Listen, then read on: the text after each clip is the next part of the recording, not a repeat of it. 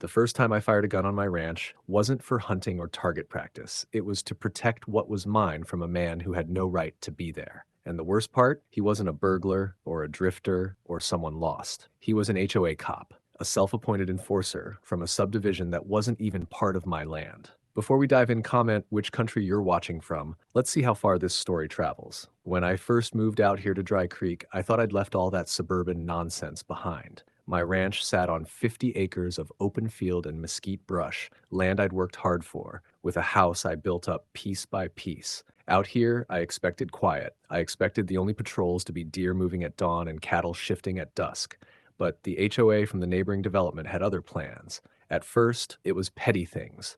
An SUV marked HOA security creeping along my fence line, the driver scribbling on a clipboard. I'd find flyers stuffed in my gate telling me my fencing wasn't approved or my equipment wasn't aesthetically compliant. Lies. Their rules stopped at their neighborhood boundary. They had no authority over me. I laughed it off until the warnings turned into threats. Neighbors mentioned a so-called HOA cop bragging that he could clean up that ranch if he wanted. I brushed it off until the day I saw him standing at the edge of my property in broad daylight, vest on, arms crossed, staring like he owned the place. His presence was meant to intimidate. It didn't stop there. A week later, while I was feeding cattle, Daisy, my German Shepherd mix, ran to the fence barking. She wasn't aggressive, just protective. The HOA cop smirked, pulled a notepad from his vest, and said, "This animal's a violation. Aggressive breed. HOA rules don't allow it." I froze, then laughed. "You're out of your mind. This is my land. We're not under your HOA." He didn't even blink. He just kept writing in that notebook like my words didn't matter. Then he walked off muttering, "Rules are rules." That line stuck with me like a thorn. Rules? Whose rules? He had no jurisdiction here, no legal right to even set foot on my property, and yet he was acting like judge, jury, and executioner. The more I thought about it, the less I could ignore it. I decided to bring it up formally. I drove into town and walked straight into the HOA office. The president, Linda Harper, sat behind her oak desk with a polished smile that didn't quite reach her eyes. "Linda," I said, calm but firm, "your so-called HOA cop has been trespassing on my property, harassing me, and calling my dog a violation. You and I both know my ranch isn't part of your HOA." Her polished smile didn't budge. If anything, it sharpened. "Mr. Hayes," she said evenly, "Officer Trent is doing his job. Your ranch might not have signed our charter, but your land borders Dry Creek Estates. That means your choices affect our residents. Property values, safety, even aesthetics. Your dog barking at the fence? That's a liability. Your fencing? It's not compliant. Officer Trent is well within his rights to document those issues." I leaned forward on her desk. "No, he's not. You and I both know your rules stop at the subdivision boundary. You have no jurisdiction over me, my land, or my dog." Her eyes hardened, though her tone stayed syrup sweet. Sometimes the lines on a map don't reflect the bigger picture. Trent understands that. He's not harassing you, he's protecting the community. If you're smart, you'll cooperate instead of fighting us. "Protecting the community?" I snapped. "By trespassing? By threatening my dog?" She slid a folder across the desk.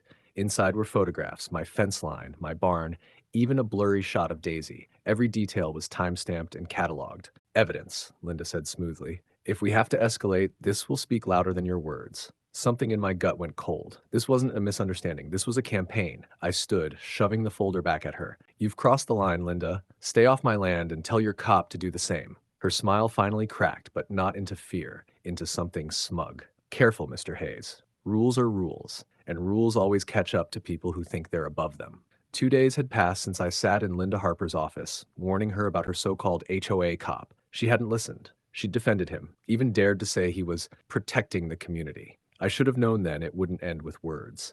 I was out by the barn, repairing a section of fence that had sagged in the summer heat. Daisy, my German Shepherd mix, padded alongside me the way she always did. Her tail swished lazily, her nose working the wind. The cicadas were buzzing, the sun rode high, and the smell of cut hay hung heavy. Peace. That's what I'd worked for. Then Daisy's bark shattered it. It wasn't her usual alert bark. It was sharp, frantic, full of rage and fear. I dropped the post driver and spun. The HOA cop wasn't at the road, wasn't lurking by the fence line. He was inside my yard, boots grinding my soil like he had every right in the world. His vest read HOA cop in bold block letters, like a costume that could grant him authority he didn't have. And worse, his fist was clamped around Daisy's collar, jerking her neck until she yelped. My blood boiled. "Let go of my dog," I roared, my voice carrying across the field. He didn't. Instead, he smirked and sneered. This animal's a violation, aggressive breed. HOA rules don't allow it. That was the moment I realized this wasn't bluster. He wasn't just flexing power, he was willing to hurt her. And the law was clear. Texas Penal Code 30.05 made his trespass a crime. Penal Code 42.092 made his cruelty to Daisy a felony. He was breaking both right in front of me. I didn't stop to weigh options. Instinct and duty fused in my chest. My revolver sat in the leather holster strapped to my belt, same place it always was when I worked the ranch. My hand found it without thought. The weight was familiar, heavy, certain. Daisy whimpered, her paws clawing at the ground, trying to twist free of his grip. My thumb cocked the hammer back. The sharp metallic click sliced through the air. Last chance, I told him, my voice low and steady, barrel leveled square at his chest. He only sneered wider. His grip tightened. Daisy cried out in pain. That was it. I pulled the trigger. The blast thundered across the open field, smoke curling from the muzzle as the HOA cop dropped like a sack of stone. Daisy bolted free, her tail tucked but alive, sprinting straight to me. I crouched low, pulling her into my arms, her heart hammering against my chest,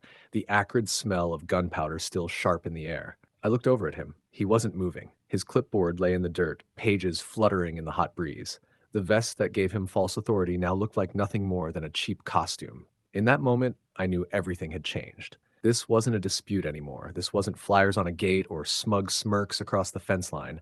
This was blood on my land. And when the law came calling, as it surely would, I'd stand by what I'd done. Because in Texas, a man defends his home, a man defends his dog. If you're enjoying this HOA story so far, like and subscribe because the story is only going to get better. The silence didn't last long. Daisy pressed against my leg, ears flat, whimpering. I holstered the revolver, my hands steady even as my chest pounded. Out here, shots traveled far. I knew before the dust settled that someone had heard. Sure enough, the crunch of tires on gravel followed minutes later. A white county sheriff's SUV rolled up my drive. Two deputies stepped out, hands hovering near their holsters. They took one look at the HOA cop, sprawled in the dirt, and their eyes narrowed. "Sir, drop the weapon," one barked. I raised my hands, slow, deliberate. "It's holstered. He trespassed. He put his hands on my dog. Texas Penal Code 30.5 and 42.092. You know exactly what that means."